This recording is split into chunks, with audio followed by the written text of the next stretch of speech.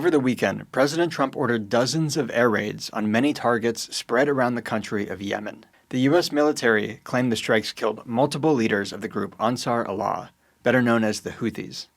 As many as 53 people were killed by the bombs, including some women and children. The Houthis had ceased their attempted blockade of Israeli shipping off Yemen's coast in the Red Sea after Israel and Hamas reached a ceasefire back in January. But after Israel blocked the entry of aid and all other goods into Gaza 2 weeks ago, the Houthis announced last week that they would resume their ban on Israeli ships entering the waters around Yemen. It appears Trump bombed Yemen in response to this announcement. Former President Biden had taken the exact same approach in response to the Houthis' blockade. Trump's actions over the weekend make it clear he intends to continue Biden's Yemen policy. And it isn't the first time Trump followed a Democrat's lead on Yemen.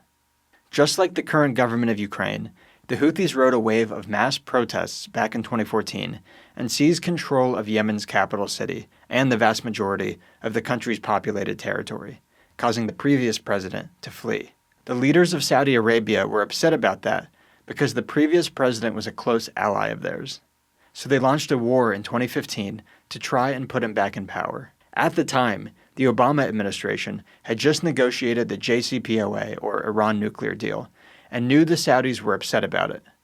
The monarchs in Riyadh did not want the U.S. cozying up with Iran, their chief rival in the region. So to make the Saudis a little less mad, Obama decided to support their war in Yemen. At the time, that was somewhat of a stab in the back, because the U.S. had been working with the Houthis, who were by then the de facto government of Yemen, to fight al-Qaeda. But by that point, the Obama administration effectively fighting on al-Qaeda's side was nothing new.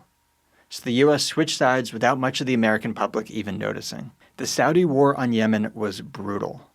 It involved a heavy air campaign aimed mainly at civilian infrastructure, a ground offensive, and a savage blockade that kept food and medicine from the Yemeni people. Effectively, the Saudis put Yemen under siege, thinking that if the population began starving and dying of easily curable diseases, they'd turn against their new government and overthrow it on behalf of the Saudis. But as the war entered its second phase, the plight of the Yemeni people got worse and Obama left the White House, the siege strategy did not appear to be working. That is the situation Trump inherited when he took office in 2017. And what did he do? He continued Obama's policy and supported the Saudi war for every single day of his first term. The U.S.-Saudi siege of Yemen lasted for 7 years in total.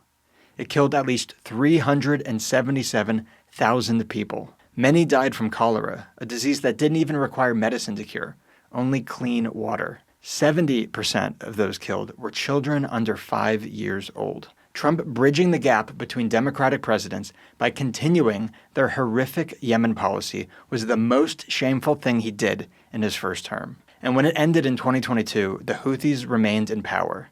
The political outcome was the same as it would have been had Trump ended it on day one, only now with a lot more hatred being directed towards the United States. Today, we again find ourselves at the beginning of a Trump term where he has decided to govern exactly like the Democrats before him when it comes to Yemen. Of course, a lot of Republicans don't feel that way because they're being tricked into returning to a George W. Bush-era mindset where Democrats are weak and timid on the world stage, while Republicans are tough and firm and willing to bomb the hell out of anyone who stands in their way. But the defining characteristic of Biden's foreign policy was not weakness, it was recklessness. His administration botched the withdrawal from Afghanistan.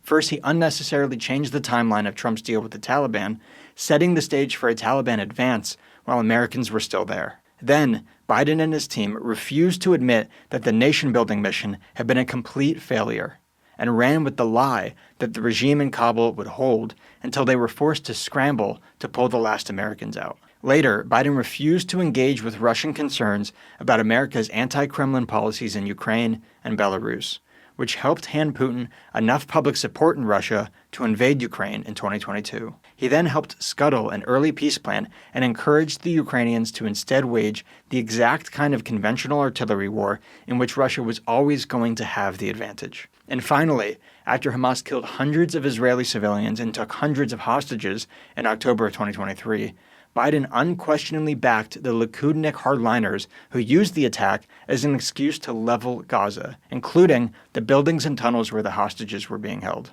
That approach handed people like the Houthis an easy PR win in the region for using what little leverage they had over a part of a shipping lane to try and stop it. In response, of course, Biden tried to stop the Houthis by dropping bombs, but doing so only emboldened the Houthis and gave them more credibility with the Yemeni people. When it came to foreign policy, Biden was not some spineless wimp or starry-eyed peacenik. His administration intervened heavily and violently in multiple conflicts at the same time, and every one of the reckless interventions led to more chaos, more violence, and a more dangerous world for the American people. Trump abandoning the mandate for change that carried him back into the White House to instead follow Biden's lead on Yemen is a bad sign of what's to come, because continuing down this path would be a tremendous mistake.